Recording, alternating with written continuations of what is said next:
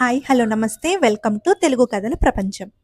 ఈరోజు మనం చెప్పుకోబోయే కథ వ్యాపారంలో లౌక్యం. ముక్కుసూటిగా పోయేవాడి ముక్కు పచ్చడవుతుంది అనే సామెతకు ఉదాహరణగా ఈ కథ. ధర్మకటకం అనేది చిన్న రాజ్యం. దానికి రాజు ధర్మరాజు. ఆయన ప్రజలను కన్న బిడ్డల్లా చూస్తాడని ఇరుగు పొరుగు రాజ్యాలలో కూడా పేరుగాంచాడు. అయితే ఆయన తన మంత్రులను రాజ ఉద్యోగులను అమితంగా విశ్వసించేవాడు. అందువల్ల అప్పుడప్పుడు కొన్ని ఇబ్బందులను ఎదుర్కోవలసి వచ్చేది. ధర్మకటకం రాజ్యంలో వివిధ హస్తకళలు అభివృద్ధి చెందాయి. రత్న కంబళులు, పట్టు చీరలు ఇతర రాజ్యాలకు ఎగుమతవుతూ ఉండేవి. ఒకరోజు ధర్మరాజు తన పట్టపురాణి ధనలక్ష్మితో రథం మీద నగర విహారానికి బయలుదేరాడు. నగర ప్రజలు రాజదంపతులను ఘనంగా ఆదరించారు. నగర వీధులలో వెళుతూ ఉండగా రత్నాచారి అనే వర్తకుడి అంగడిలో ఉన్న పట్టు చీరలు, రత్న కంబళులు రాణిగారిని ఆకర్షించాయి.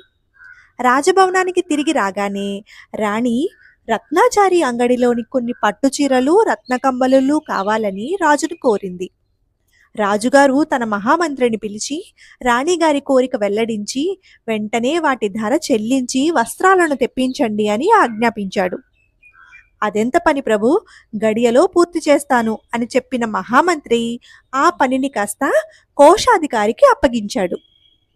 చిటికలో చేస్తానని చెప్పి కోశాధికారి ఆ పనిని వాణిజ్యాధికారికి అప్పగించాడు. వాణిజ్యాధికారి పన్నులు వసూలు చేసే అధికారికి, ఆ అధికారి భటులకు అప్పగించారు. భటులు వెళ్లి రత్నాచారికి విషయం వివరించారు. మహారాణి గారికి కావాలంటే అంగడినే తరలిస్తాను అంటూ రత్నాచారి సంతోషంగా ఓ 25 పట్టు చీరలు, 25 రత్న కంబళులు భటులకు అందించాడు. వాటితో పాటు భటుల భార్యలకు కూడా 2 పట్టు చీరలు తీసుకెళ్లమని ఇచ్చాడు. మాకిచ్చారు బావుంది, మరి మా పైవాళ్ల మాటేమిటి అన్నారు ఆ భటులు. రత్నాచారి చేసేది లేక వాణిజ్యాధికారికి, పన్నులు వసూలు చేసే అధికారికి కూడా పట్టు చీరలు, కంబలులు ఇచ్చి పంపాడు. ఆ రాత్రి రత్నాచారికి ఓ పట్టాన నిద్రపట్టలేదు. రాణిగారికి పంపిన పట్టు చీరలు, కంబలులు చాలా ఖరీదైనవి. ఎంత కాదన్నా వాటి ధర 1,00,000 వరహాల పైమాటే. కొన్ని రోజులు రొక్కం కోసం ఎదురుచూశాడు. ప్రయోజనం లేకపోయింది. ఆ విషయంగా భటులను, అధికారులను అడగడం బాగుండదని రాజుగారికి చాలా సన్నిహితుడైన కోశాధికారికి తాను పంపిన పట్టు చీరలు, రత్న కంబళుల ధరలు పేర్కొని ఒక నమ్మకమైన సేవకుడి ద్వారా వినతి పత్రాన్ని పంపాడు. కోశాధికారి ఆ వినతి పత్రాన్ని వాణిజ్యాధికారికి ఇచ్చాడు. వాణిజ్యాధికారి పన్నులు వసూలు చేసే అధికారిని పిలిచి తీవ్రంగా మందలించాడు. మరునాడు తన రొక్కం తనకు వస్తుందనే ఆశతో ఎదురుచూసిన రత్నాచారికి ఆశాభంగమే కాకుండా అవమానం కూడా కలిగింది. వాణిజ్యాధికారి గూఢాచారులు వచ్చి రత్నాచారి అంగడిని శోధించారు. పన్నులు సరిగ్గా కట్టడం లేదని తేల్చారు. అంతేకాక అతని వద్ద లెక్కకు మించిన సంపద ఉందని కనుగొన్నారు. అంతే, రత్నాచారిని నిర్బంధించి కారాగారంలో వేసేశారు.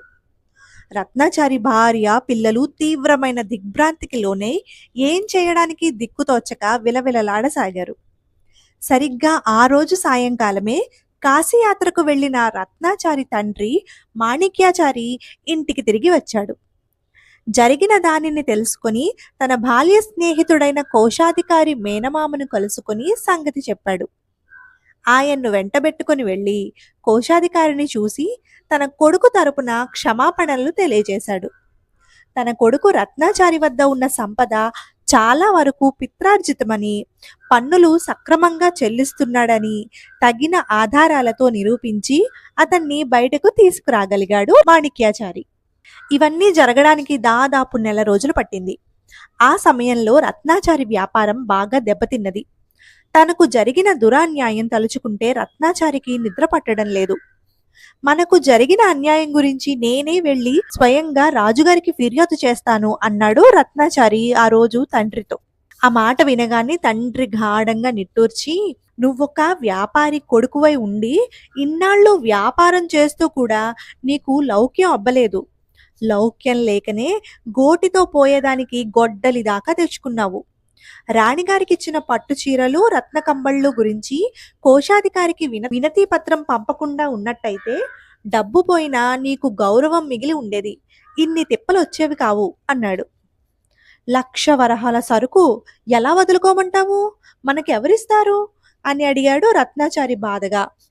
1,00,000 కాదు, 1,00,00,000 వరహాలు సంపాదించి ఉండేవాడివి. కాస్త తెలివిని ఉపయోగించి రాజుగారి విశ్వాసం పొంది ఉంటే అన్నాడు తండ్రి. అంటే రావాల్సిన దాన్ని అడగడమే అపరాధం అంటావా? అని ఎదురు ప్రశ్న వేశాడు రత్నాచారి. అడగడం అపరాధం కాదు, అడిగిన పద్ధతిలోనే లౌక్యం లేదు. అందుకే ఇంత వ్యాపార నష్టం, పరువు నష్టం ఎదుర్కోవలసి వచ్చింది అన్నాడు తండ్రి. నువ్వేం చెబుతున్నావో నాకు అర్థం కావడం లేదు అన్నాడు రత్నాచారి అయోమయంగా. రాజుగారు మంచివాడైనంత మాత్రాన ఆయన పరివారమంతా మంచివారు అనుకోవడం తెలివిగల వాళ్ల లక్షణం కాదు. అలా అని వారిని పగ చేసుకుంటే మనలాంటి వారికి వ్యాపారం అనేది సాగదు. అందుకే వ్యాపార రహస్యాలు తెలుసుకొని లౌక్యంగా వ్యాపారం చేసుకోవాలంటాను. ముక్కుసూటిగా పోయేవాడికి ముక్కు పచ్చడవుతుంది.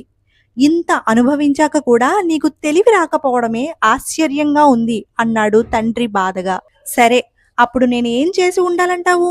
డొంక తిరుగుడు లేకుండా సూటిగా చెప్పు అన్నాడు రత్నాచారి. నువ్వు మొదటే పెద్ద పొరపాటు చేశావు. రాణిగారు కోరిన చీరలు, కంబళ్లతో పాటు భటులకు కూడా ఇచ్చావు. పై అధికారులకు కూడా పంపావు. అంటే వాళ్లను మంచి చేసుకోవాలనుకున్నావు. నువ్వు చేసిన ఆ పని కూడా ఒక విధంగా లంచమే కదా. అదే నీకు బెడిసి కొట్టింది. అలా కాకుండా రాణిగారు కోరిన వస్త్రాలు నువ్వే స్వయంగా తీసుకుని వెళ్ళి 10 మంది ఎదుట ఇచ్చి ఉంటే నీకు రావాల్సిన వస్త్రాల ఖరీదుతో పాటు మంచి ప్రచారం కూడా వచ్చి ఉండేది. మన అంగడి ముందు రాణిగారు ధరిస్తున్న దుస్తులు మా దగ్గర దొరుకుతాయి అని ఒక చిన్న ప్రకటన పెట్టినా మన వ్యాపారం బాగా పెరిగేది. నీకీ బాధలు, నష్టాలు, కష్టాలు వచ్చేవే కావు. అవునా అన్నాడు తండ్రి. అవును, మీరన్నది ముమ్మాటికి నిజం అన్నది అక్కడే ఉండి మామగారి మాటలు విన్న రత్నాచారి భార్య. తండ్రి లోకజ్ఞానానికి, వ్యాపార తెలివికి రత్నాచారి అబ్బురపడ్డాడు. ఇది జరిగిన 15 రోజుల తర్వాత రత్నాచారి తండ్రికి కోశాధికారి నుంచి పిలుపు వచ్చింది. ఆయన వెళ్ళి కోశాధికారిని కలుసుకున్నాడు. అప్పుడు కోశాధికారి, మీ కొడుకు రత్నాచారికి జరిగిన అన్యాయం రాజుగారి దృష్టికి తీసుకువెళ్లాను. ఆయన విచారణ జరిపి దోషులను శిక్షించి రత్నాచారికి చెందవలసిన మొత్తానికి రెట్టింపుగా చెల్లించమని ఆదేశించారు అంటూ 2,00,000 వరహాలు అందజేశాడు. ఆ మొత్తాన్ని చూసి రత్నాచారి, ఆయన భార్య, కొడుకు ఎంతగానో సంతోషించారు. ఇదేనండి ఇవాల్టి కథ. మరొక మంచి కథతో మళ్ళీ కలుసుకుందాం. మా ఛానల్ కనుక మీకు నచ్చినట్లయితే లైక్ చేయండి. మీ ఫ్రెండ్స్ అండ్ ఫ్యామిలీ మెంబర్స్ తో షేర్ చేయండి. మీ విలువైన సలహాలను, అభిప్రాయాలను కామెంట్ రూపంలో తెలియజేయండి. ఛానల్ ని సబ్స్క్రైబ్ చేసి మీ అందరి సపోర్టు నాకు అందిస్తారని కోరుకుంటున్నాను.